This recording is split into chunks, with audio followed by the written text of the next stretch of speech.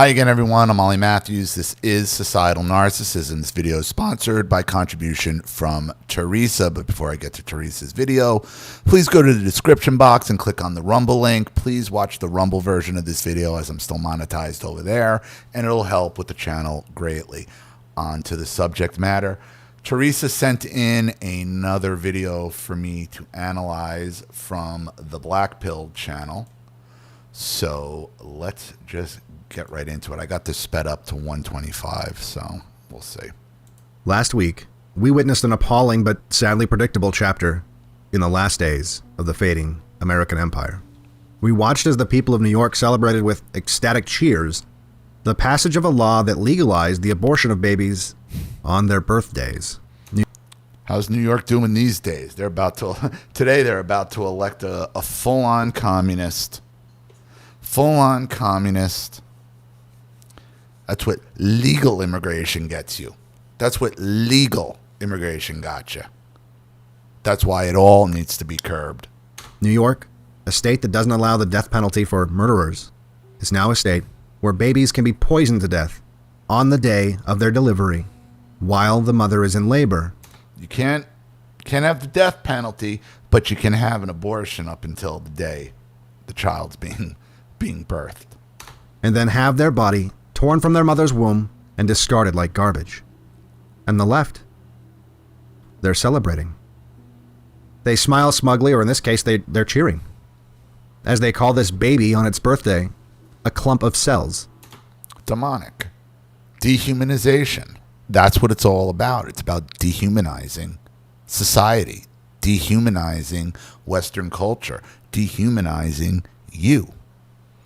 The same thing that happened to you in your personal life while you're watching this channel in the first place. You were dehumanized your entire life.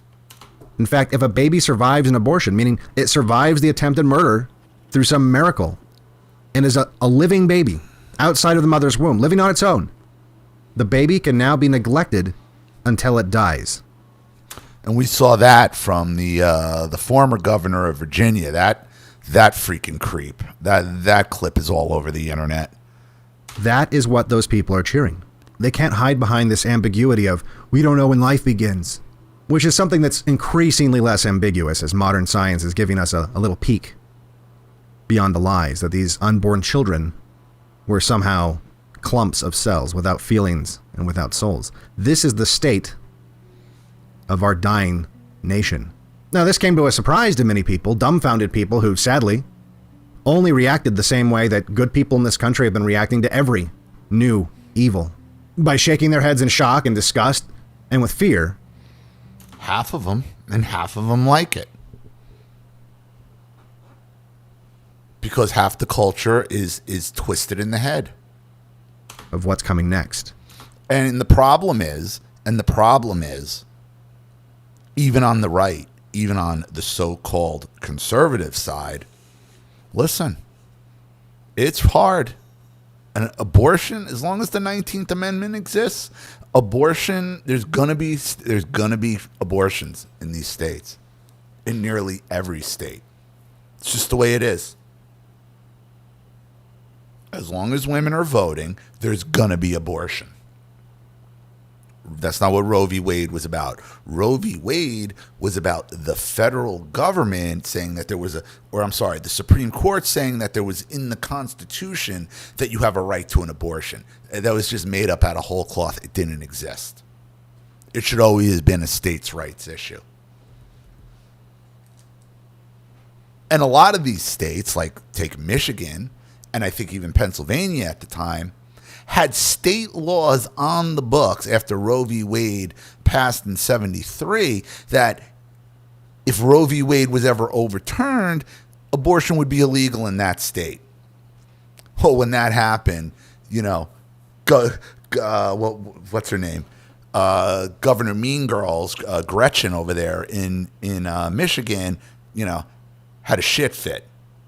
So did the governor of Pennsylvania, Josh Shapiro. Not noticing anything there. Again, woman, Not noticing. Nah. No common denominators in any of this. We all know what's coming next. And how can this come as any surprise? Since 1973, since the Supreme Court decided in favor of Roe and Roe versus Wade, the same Roe who, by the way, later admitted to lying about being raped, which was the whole basis of the case. There have been over 60 million abortions performed. The case was based on, again, a lie. And then, look, I've been through that. I've been through who Baby Roe is. I did a video about it pretty recently. About what a train wreck the mother actually was. And a liar on top of it. And with the blessing, and sometimes the financial assistance, of the United States. 60 million Americans murdered and discarded in trash cans or their tiny bodies used in experiments and commercial products as casually as any natural resource. How is it that it's only now that people are shocked? How can there be any astonishment when this mass extermination was sanctioned and normalized well before many of us managed to be statistically lucky enough to not be aborted ourselves? For example, 20 years ago, in 1999, the film Cider House Rules, produced by Harvey Weinstein's Miramax, of course, which also won 2 Oscars for its exceptional promotion of abortion. I mean, it's a film that paints abortion as brave and a duty performed by fearless renegade geniuses under constant attack by evil Christians who are too superstitious and thick-headed to understand. I'm unfamiliar with this movie, but I'll say this with everything that's, been going on lately and some of the other video reactions I've done. I'm really going to get into a lot of these 80s movies and boomer movies and show the correlation of, the progression of the meltdown of society and how these boomers injected themselves. Not only were they, running rampant in their own movies, but then when those 80s movies hit those Gen X movies like the Breakfast Club types, and I'm going to get into this on the channel. This is going to probably be like another thing. I'm going to pick up another series because how my mother reacted, and not only my mother, other boomer parents. And it's like not only movies, it's shows too. Like The Wonder Years. The Wonder Years was another one. Anything that sexualized children, my mother loved it. Loved it. A lot of the boomers loved it. Fixated on it. Like with The Wonder Years, like that pilot episode, the first episode, where I don't know how familiar everybody is with The Wonder Years, but, synopsis, basically the neighbor, Winnie Cooper's brother gets killed in Vietnam, and, there's this whole thing, and, I think Fred Savage at that point was like maybe 13, 14, something like that. I think he was going in the freshman year, but he was a kid, or maybe it was 8th grade, middle school, something like that. He was young. He was like 12, 13 at the time. He looked like a young kid. But then in the pilot episode, after the brother died, there was that scene on the swing, and it's pretty famous, where, he kisses her for the first time. And, like, my mother was so, their kid, like, young love, and, like, ugh. Why are you so fucking, like, why? Why are you so amped up? All this shit. Same thing like with the Breakfast Club. Like, my mother thought it was great. They're telling everyone off. And I'm like, you realize they're talking about you, right? And I said this to her then. Like, what do you mean? I'm like, the people that that you think are all your age. Like, they're all your generation. I didn't say generation. They're all your age. You're the bad guy. Like, how are you trying to try to relate to the high school kids? Okay. That's what I'm talking about. That's where, the boomers stopped being neglectful, because remember, from 4 to 14, they could have given fuck all about us. We're running the streets. Okay, then once things started getting in, then they want to start inserting themselves into our lives, into our personal lives, into our music, into our movies, into our... So that's going to be something I'm going to be running with. So if anybody has any movie reviews, shows like from the 70s, 80s, like you want me, you know what to do. The sacrifice that must be performed. Wait, who is in this? Tobey Maguire, Charlize Theron, Delroy Lindo, Paul Rudd, and Michael Caine. What kind of... That's an ensemble cast. I didn't even heard of this film. This film wasn't just a defense of abortion either. It was an infomercial. The soap opera nature of the film and the casting choices were clearly targeted at women and designed not just to reinforce and justify the beliefs of those who savagely discarded their unborn, or to comfort them with moral platitudes and deception, but also, and likely more importantly, to coax women into participating in this barbaric ritual themselves. Of course it is. It's all norm. That's why they call it a clump of cells. It's all to normalize it. It's to destroy Western culture. The best way, the easiest way, the fastest way to destroy Western culture is to destroy the nuclear family. The easiest way to destroy the nuclear family is to destroy your children in the womb. And make women believe that it's nothing more than a clump of cells until these women actually go ahead and have the procedure.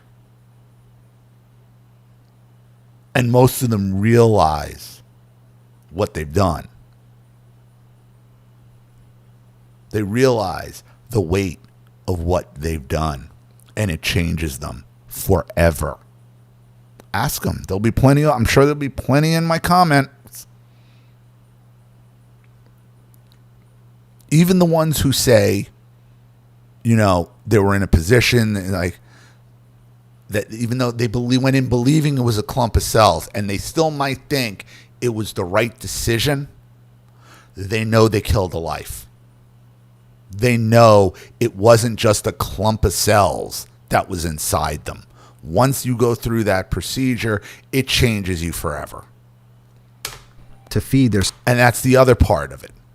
Because once you're changed like that forever, mentally, hormonally, emotionally, how good are you going to be at building a nuclear family after that? Knowing that half of these women deal with the guilt of their abortion by doubling down on it. Not by admitting it was wrong and they shouldn't have done it, by making sure every other woman they encounter has one too. Because they don't want to be the last one holding the bag. And they don't want to face the reality of what they've actually done. Self-esteem and increase their status. They painted abortion as a kind of rite of passage, while representing pregnancy as something vile and hideous and something that often resulted in death. And if you happen to be a man that was dragged to the theater by your feminist girlfriend, they had a message for you too. Be an abortion doctor. It's the most honorable of all professions. You will be a savior to countless women, and any moral qualms you have lingering inside your head, allow us to put them all to rest. The film begins with a romantic soundtrack and images of a time that, as I've covered in other videos, America was desperate to return to. A time before the Marxist infiltration of our society and the massive demographic shift that came with it. America is still filled with hope and wonder, and the music reflects this, and is soon accompanied by narration reinforcing this theme. The voice of Michael Caine, who plays the fearless abortion doctor, says, "In other parts of the world, young men leave home and travel far and wide in search of a promising future. Their journeys are often fueled by dreams of triumphing..." So Michael Caine, the boomer creep, is the hero. Even though you got Tobey Maguire and younger, you have plenty of younger actors. They want to make sure the boomer is seen as the hero for killing the baby. Ain't that some shit? Ain't that some shit? More gaslighting for that generation. Normalizing their debauchery. Normalizing their brutality. Normalizing it all. Over evil. Finding a great love or hope of fortunes easily made. The shot then fades to an establishing shot of what we will soon discover is the orphanage that doubles as an abortion clinic, the perfect and picturesque view of the past that the audience was just experiencing is about to be deconstructed. Like so many other films made by Hollywood, this film seeks to pervert the past and to sully the reputation of your ancestors in order to justify the present. It's about to tell you that the pristine, snow-covered train station and the romantic music is really just a veneer covering a far darker reality. But it's a reality that you should embrace. The voice continues, "Here at St. Cloud's, even the decision to get off the train is not easily made, for it requires an earlier, more difficult decision. Add a child to your life, or leave one behind." The narration continues as we get a tour of the orphanage, and the voice describes himself as a doctor that helps children and what he calls unhappily pregnant women. We are now introduced to one of the children named Homer Wells. He's adopted out and returned by several families, and eventually the doctor decides to just teach Homer what he knows as if he were an apprentice. Homer is taught to deliver babies, but the doctor, at first, decides against teaching Homer how to perform abortions. Now, the interesting thing here is this is an admission that there is something morally different between delivering a baby. Wait a minute. If this kid is smart enough and able to basically become a medical assistant to the point where he can not only birth babies, but I guess eventually abort them, why would these families be bringing him back? It's not even a real scenario. Oh, they just keep bringing him back. Well, if they're bringing him back, it would be because he's a problem, he's out of control, he's sick, what have you. I mean, that would be usually the reasons a parent, you would think a person would do that to a child. And so I'm not agreeing with it. It's completely selfish. But how does a child like that then become we'll just start training him to be like a pseudo doctor? It's a ridiculous scenario on its face. Baby and aborting a baby. The filmmakers know that in order to erase that deep moral truth inside the hearts and minds of the audience, they must first acknowledge it. They acknowledge that on a basic animal level, people, even if they couldn't quite articulate why, would have a visceral negative reaction to the idea that this young boy was being taught how to perform abortions. Something that if they really took the time to think about, they'd begin to question. Why should it feel any different that the boy was being taught how to perform abortions than it would to find out that he was being taught to remove tumors?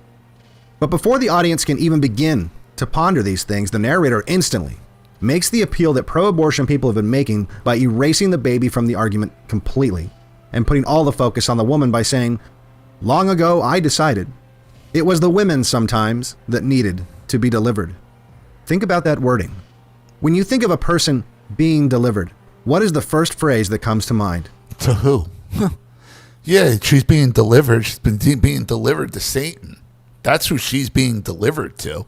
Listen, they tell you what they're doing, right? I mean, you just got to read between the lines. And it isn't even all that covert. Deliver us from evil? The filmmakers have just subtly planted the idea in the head of the audience that being pregnant is somehow being a captive of evil. An evil that this doctor, who, by the way, given the context, is taking the place of God, that this doctor must deliver this woman from. It's not. No. It's not who he's delivering the woman from. It's who he's delivering the woman to. Not only the woman, but the baby. They're both being delivered to Satan. Is saving her from the evil by killing her baby. That's the gaslight, but that's not the reality.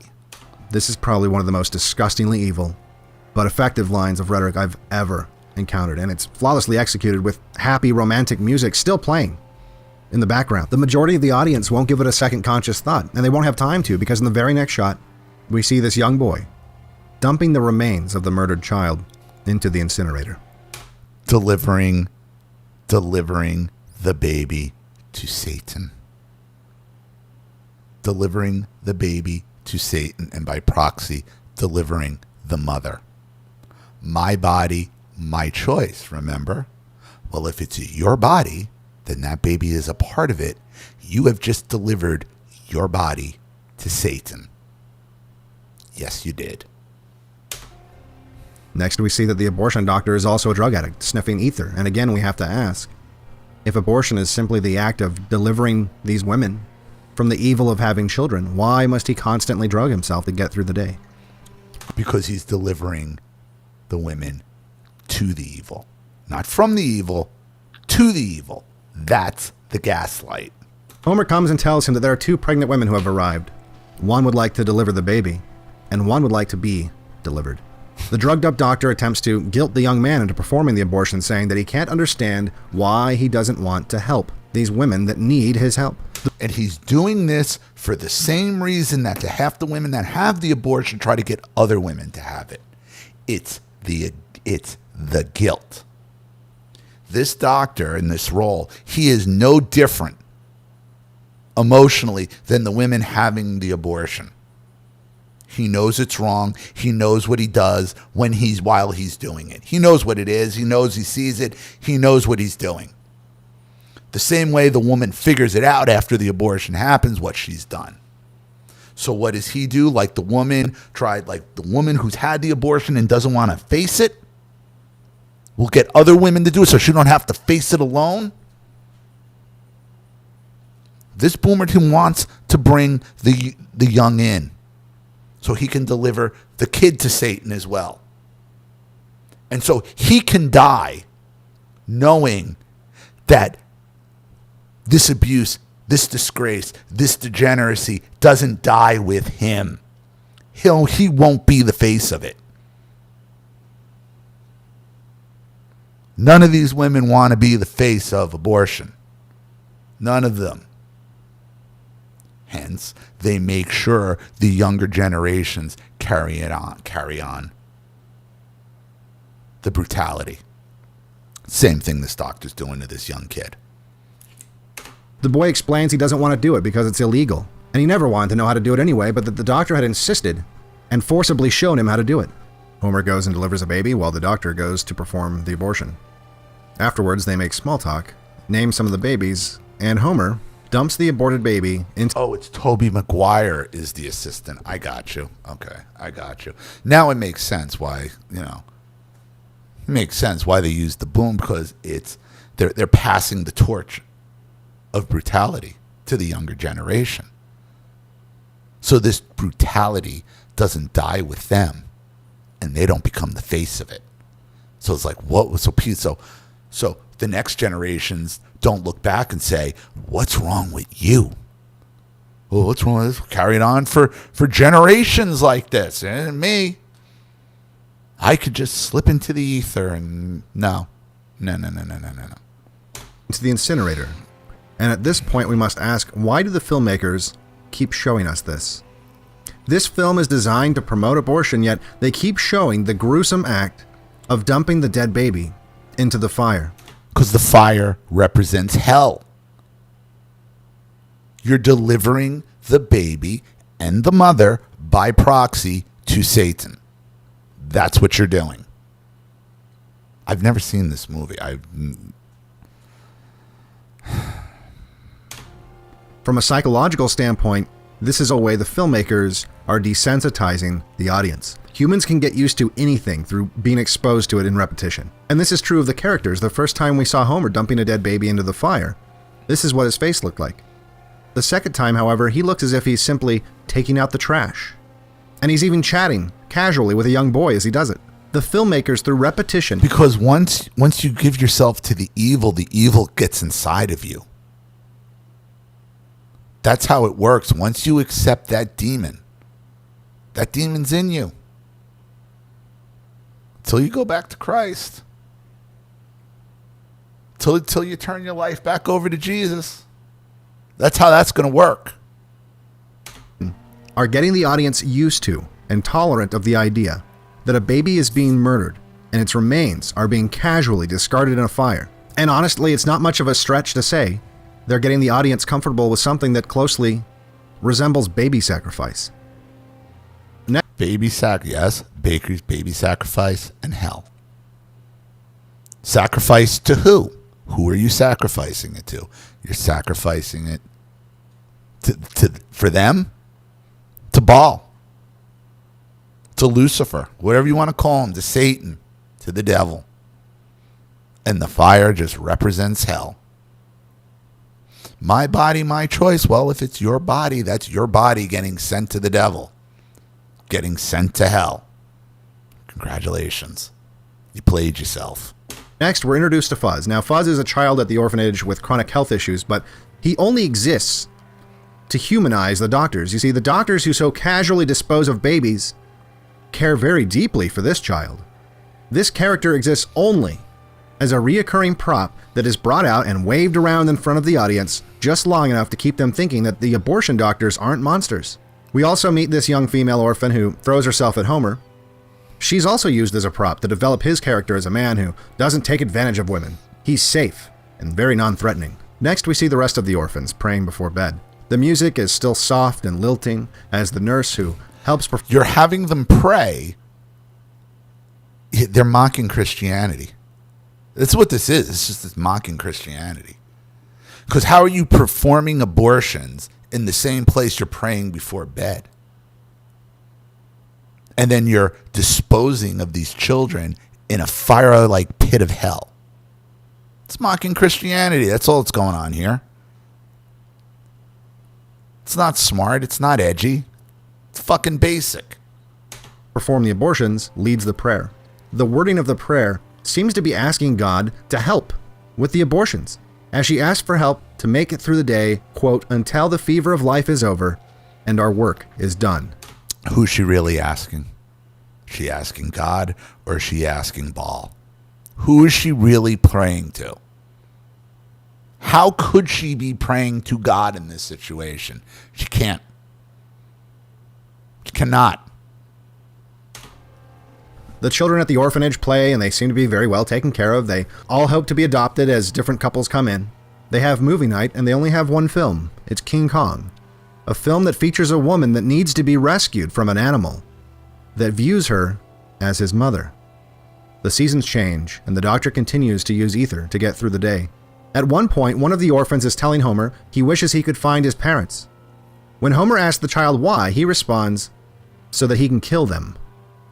This is the film chipping away at the idea that adoption is a viable option. It's necessary that the orphanage be a happy place in order to make the abortion doctors look like saints, but the children have to appear as if they're dangerous or unhealthy. The parents were right to not want them, and maybe, just maybe, it would have been better for everyone if they'd been aborted. More trouble than what they were worth. In the next scene, one of the kids makes a discovery. Huddled against the incinerator that has burned the remains of countless babies, there is a woman. The symbolism will become clearer as we find out more, but she is kneeling at the feet of the altar where the children are being sacrificed. We soon discover that she is pregnant, and just like every pro-abortion advocate has been regurgitating without anything to substantiate it, she is the mythical victim of all backroom abortions that plagued the country prior to Roe versus Wade. The procedure has gone wrong, and she's now dying of the complications. The doctor uses this opportunity to shame Homer. Look at this terrible wound this woman has suffered because men like him didn't want to perform abortions. If only abortions had been legal and free, this poor girl wouldn't be dying here on the operator's table, and of course, she does die. Or maybe if she didn't let some dude go up raw in her, she wouldn't have gotten fucking pregnant. How about that? How about that? Nah. There's only one girl in the history of this planet that ever just fell pregnant. Okay? That's it. It happened once. Hasn't happened since. Inexplicably, instead of alerting any kind of authorities, they simply dig a grave and bury her. While the abortion doctor spouts out pro-abortion talking points like, if you're going to give people the right to have children, you need to give them the right to decide whether or not to have them, which of course is just some jumbled word salad that seems to insinuate that people can't control whether or not they get pregnant. When they get back from burying the girl, an all-American couple arrives at the orphanage for an abortion. This is the model couple, the handsome, friendly young GI, ready to go fight the war in Europe, cast by the likable Paul Rudd, with his angelic girlfriend played by Charlize Theron. Why? Why would you... This wouldn't happen in this time. This is World War... This wouldn't happen. This generation, the fighters that were proud to have, there's something to fight for. Well, you're going to go fight a war for America, for the American way of life, Okay? But before you do, you want to make sure you abort your child. It's ridiculous.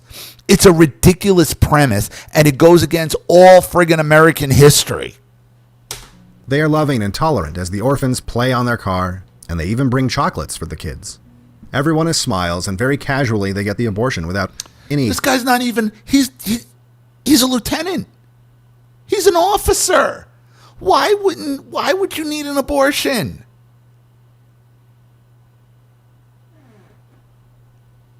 Moral dilemmas at all. Homer befriends the... You could die. You could have died in World War II. You don't want to make sure your legacy is carried on. You're going to abort your child before you go to war and possibly die. Why? Because you're not going to be around to raise it? Don't you want something to leave with your wife? A legacy to build on? Like, what are you, out of your fucking minds? But this is how they destroy Western culture. This is the game. Couple and decides to leave the orphanage to go with them. The abortion doctor, of course, gets angry because he feels betrayed. He has trained Homer to be an abortion doctor that can take over his illegal abortions once he is gone, because he's afraid that if he doesn't, the evil Christian board of directors for the orphanage will replace him with a doctor that won't perform these oh-so-necessary illegal abortions. Wait, why would the Christian board of directors even have him there in the first place? They're not Christians. They're not real Christians. They're not praying to God here. It ain't the Christian. Listen, it ain't the board of directors that this guy was worried about. It's his own legacy. Now that the film has managed to slowly normalize abortion and even performing abortions, using Homer's character going from the boy who was disgusted by dumping the remains of babies into a fire to a doctor performing some of the abortions himself, and then solidified the normalization with the casualness of the abortion performed by the star-studded all-American celebrity couple. It's now crucial that the audience is kept lost in the story as these seeds blossom and bloom in their minds. If the movie were to end right there, and the lights in the theater came on, bringing them back to reality, they might begin to critically think about everything they'd just seen. The filmmakers know this can't happen yet. The audience must remain lost in the story, only allowed to access the emotional parts of their brain so that these ideas have time to take root. Much like Homer is taking a break from the abortion clinic where he works, the audience is being given a break from the horror that was normalized. The filmmakers take us to a beautiful town where the couple is from. The young GI, he leaves to go fight in the war, but not before he gives Homer a job picking apples at his family's orchard. Homer lives with the black migrant workers, and we get the typical diversity messaging that Hollywood puts out in all of its films. Homer also falls in love with the GI's abortion-getting girlfriend, who clearly has... They have an orchard. He can hire him for a job. What's the abortion about? What's the abortion about? No self-control, and they have a love affair. This portion of the film is bursting with romantic and sappy music, beautiful landscapes, and hyper-emotional moments. Never once is the audience required to think critically or logically about any of it. And they would most likely be incapable of doing so if they tried. So he goes off to war, the husband goes off to war, and she does what a lot of these women did, start sleeping with the other guy. Promiscuity on top of it. Every scene is designed to tug on deep human emotion. Not only do you not need... you can't get dick and attention if you're raising an infant. Kind of hard. Emotions, from lust when Homer makes love to the object of his desire, to suspense when the migrant workers have a knife fight, to sorrow when the sickly Fuzz finally succumbs to his ailments. After traveling through this world of emotions and feelings long enough to almost forget that Homer was ever an abortion doctor or a boy dumping baby remains into an incinerator, the filmmakers now return to tend to the seeds that now have had time to take root. The daughter of one of the migrant workers is pregnant, and as it turns out, her father is the father of the baby. The audience is now confronted with a thorn. There's that incest. They always rape and incest, the rose that they've been smelling for nearly an hour now. And having already been guided down the road of accepting abortion for reasons of convenience, they are now presented with one of the least controversial moral dilemmas related to abortion. Homer, and the audience that has been living vicariously through him for the past hour, must decide if a girl that has been raped by her father should be allowed an abortion. And of course, the choice is made. Homer performs the abortion, and the movie has now accomplished its mission. Very few in the audience, even those that might be pro-life, are mentally fighting this decision. Where'd you burn the baby this time? They have been slowly guided by the hand to accept this as just a necessary aspect of the world. Abortion is something that saves poor, helpless women. And the men that perform these abortions are reluctant heroes. The filmmakers have done everything they've set out to do. They simply need to wrap things up now with a nice little bow. Things quickly end between Homer and his emotional distraction when the young GI returns home with war injuries. The abortion doctor finally overdoses on ether. And to prevent the orphanage from falling into the hands of the evil Christian board of directors, using forged documents and lying about being a Christian missionary himself, Homer returns to the orphanage so that it can remain an abortion clinic. How is the evil board of directors not seeing the abortions and the fire pit where they're burning the freaking bodies? It don't even make sense. It's ridiculous. So that he can be that reluctant hero, that champion of women, that delivers them from the evil of having a baby, and make sure the fire in the incinerator never goes out. For Black Pilled, I'm Devin Stack. If you like my videos, make sure you like and subscribe. Make sure you... The fire in the pit will never go out because the pit is a gate to hell.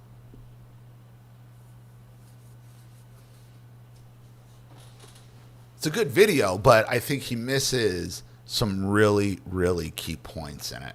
Okay, what they were actually saying. I mean, not that there's anything good coming at it. It's worse. It's worse than what he thought it was. The women and the abortions were both being delivered to hell. That incinerator represented the gate to hell. My body, my choice. Well, if that's true, you are delivering your body to Baal, to Satan, to the gates of hell. So, that is that. Thank you, Teresa, for another contribution and clip. I really appreciate it. Thank you to everybody watching. Please leave any opinions in the comment section below. And again, if you want your story read on the channel, you have a topic you'd like me to cover, something you want to expose, you'd like to set up a Skype phone call, have a private video made, you'd like to sponsor a video like this for someone who needs help and can't afford it, or just make a contribution to the channel in general to keep it supported, growing, and successful, because this channel survives 100% on contributions from all of you. Without you guys, all this goes away. So if you like what you see here and you want to see more videos like this, you know what to do with either the Cash App, Zelle, PayPal, and email links in the description box below. Also, please like and share this video wherever you can. Subscribe to my channel if you haven't, and be sure to click the subscription bell to be notified of all my video uploads.